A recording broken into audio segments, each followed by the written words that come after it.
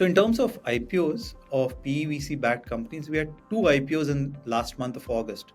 The first company is Vikram Solar, which is a manufacturer of solar modules and also provides EPC solutions.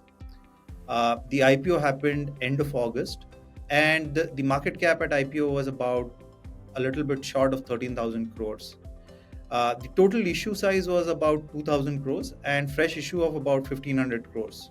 Now, interesting to see that a question very often asked to us is that how long does it take for a company to IPO in India? Of course, there can be exceptions on either sides. But what we have seen is that typically 10 to 15 years is the time taken for a company to IPO. Vikram Solar took about 19 years. Of course, it's primarily driven by the founders per se. Quick recap of their financials. They did about 3,400 crores of revenue in the last year, and their revenue growth was good, very impressive. I would say it was about 36%. And this business drives about 140 crores of PAT and an EBITDA margin of about 520 crores. Now, the difference between EBITDA and PAT, as all of you know, is that there would be a good amount of interest payment and depreciation. From a pricing perspective, the company trades at about 3.5 times sales. The price to EBITDA may not be the best metric to look at. People typically look at price to earnings, but here, just as back of envelope, we look at it and it's about 22.8. The price to earnings is about 86. So that's where the reason why we are stressing upon all these multiples is that solar is a large theme or renewable is a large theme. We also have plays in this space, like we have a company called Aram, which recently got funded as well. You would have read in the news. This is getting good amount of interest because of the clean energy needs of the country.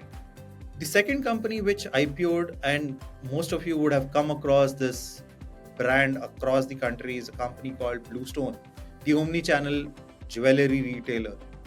This company went IPO just before 15th of August, around 13th of August.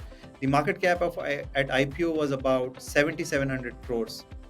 The total issue size was about 1,500 crores, of which fresh issue was about 800 crores. Now, again, time taken to IPO, 12 years. So, why I'm stressing upon this is that VC funds have a cycle of 10 to 12 years. And the IPO timeline just matches with it.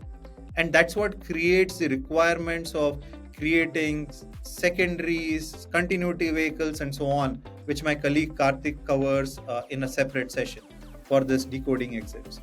And here the selling shareholders like Accel sold about 140 crores, Saama sold about 220 crores, Kalaari sold about 200 crores, and then Hero Enterprises sold about 100 crores.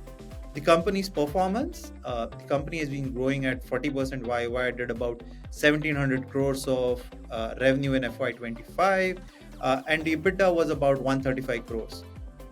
Where it stands in terms of valuation, about 4.7 times revenue and price to EBITDA about 62 times. Many times, the IPOs of these companies are based on forward multiples. So here the 62 that I talked about is a trailing multiple. Trailing is what has happened in last 12 months. But you are buying into a company anticipating future growth. Hence, IPOs are generally priced at forward multiples, 12-month forward, 18-month forward, 14-month forward, whatever it is. So that's in terms of IPOs.